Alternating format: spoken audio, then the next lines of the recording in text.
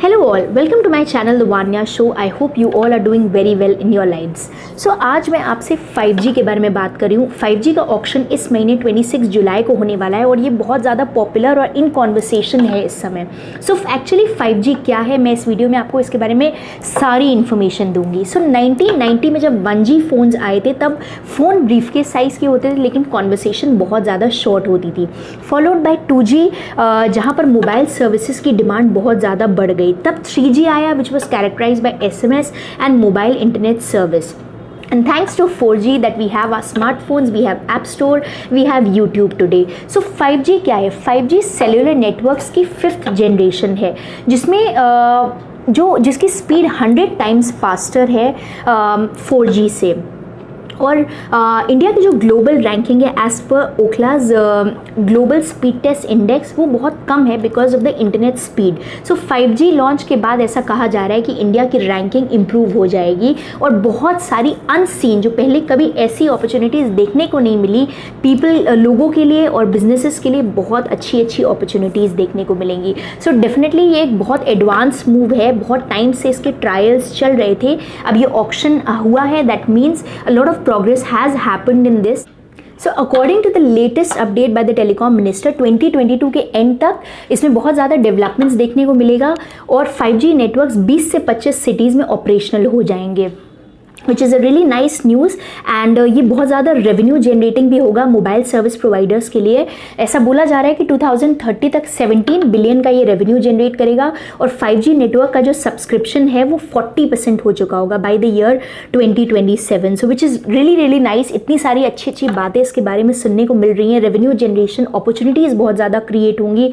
So let's hope for the best कि इसमें अच्छा और बहुत जल्दी डेवलपमेंट्स देखने को मिले एंड डेफिनेटली ये कॉमन मैन के लिए एक लुक फॉरवर्ड चीज़ तो होगी। So now I am going to tell you about the auction process. The auction process will begin on 26 July. ये एक बहुत ब्यूटीफुल प्रोसेस होगा। इसमें ऑलरेडी लास्ट ईयर से ये कंपनीज ट्रायल्स कर रही थी और a total of 72 gigahertz of spectrum which इसकी वैल्यू 4.3 लाख करोड़ है will be put on the block during the auction. So Reliance Jio ने इसमें हाईएस्ट अमाउंट बिड किया है that is 14,000 crores followed by Bharti Airtel with 5,500 crores and Vodafone Idea with 2,200 crores. So Adani Group is also one of the latest entries जिनका bid 100 crores का है.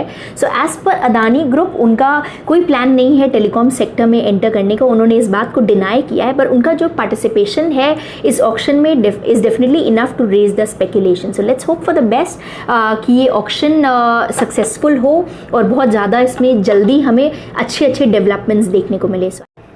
5G spectrum would operate in 3 bands: low band, medium band and high band. So low band spectrum would offer a blanket coverage जिसमें बोला जा रहा है कि 4G से उसकी स्पीड सिर्फ इंक्रीमेंटली बेटर होगी और हाई बैंड में सुपर फास्ट स्पीड मिलेगी at a shorter distance. So initially ये लो बैंड में ही ऑपरेट करेगा क्योंकि कॉस्ट फैक्टर भी इन्वॉल्व है और एक बहुत स्ट्रॉन्ग इंफ्रास्ट्रक्चर चाहिए।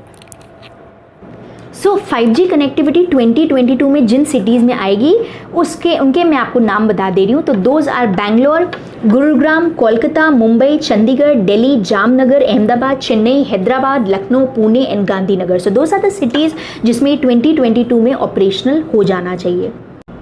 So now I am going to talk to you about the global trends. So China में 2018 में ही 5G आ चुका था और कोरिया में तो साउथ कोरिया में बहुत पहले 2011 में ही आ गया था पर इंडिया में थोड़ा सा डिले हो गया। इसके ट्रायल्स की बात हो रही थी और डिपार्टमेंट ऑफ टेलीकम्युनिकेशन ने प्रपोजल रखा था पर क्योंकि लैक ऑफ कैपिटल था, उतना कैश फ्लो नहीं था with at least 2 big players, so that is why थोड़ा सा डिले हो गया। पर मैं यही बोलूँगी कि देर आए दुरुस्त आए और अब वो आ चुके हैं और आई रियली होप कि हमें बेटर कनेक्टिविटी, बहुत अच्छी इंटरनेट स्पीड देखने को मिले और ये जल्दी से जल्दी इम्प्लीमेंट हो, इसका रिजल्ट बहुत अच्छा आए। So let's hope for the best. So now the most important question is कि आज मैं अगर मार्केट में फ़ोन खरीदने जा रही हूँ तो क्या मैं 4G फ़ोन खरीदूँ या 5G फ़ोन खरीदूँ। सो अगर आपकी रेंज प्रीमियम है और आप एक्सपेंसिव फ़ोन्स खरीदना चाहते हो तो डेफिनेटली आई वुड सजेस्ट कि गो फॉर 5G।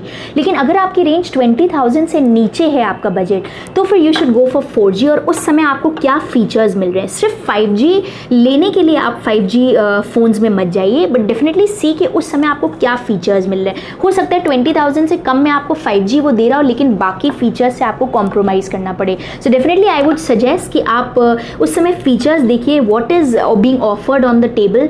एंड ऐसा नहीं है कि 5G आते ही 4G ख़त्म हो जाएगा, ऐसा बिल्कुल भी नहीं होगा, बल्कि 4G में भी और बेटर स्पीड और बेटर कनेक्टिविटी देखने को मिलेगी। सो डेफिनेटली अगर आपका बजट कम है, so I would recommend to go for 4G phones because they definitely would give you more value for money. I hope जो भी मैं आपके लिए इन्फॉर्मेशन लेकर आती हूँ वो आपको अच्छी लगती होगी। Please give your feedback in the comment section, and if you find this useful do share it with your friends and relatives as well, and do let me know in the comment section आप और मुझसे किस type के videos देखना चाहते हैं। Thank you so much, keep watching and keep smiling.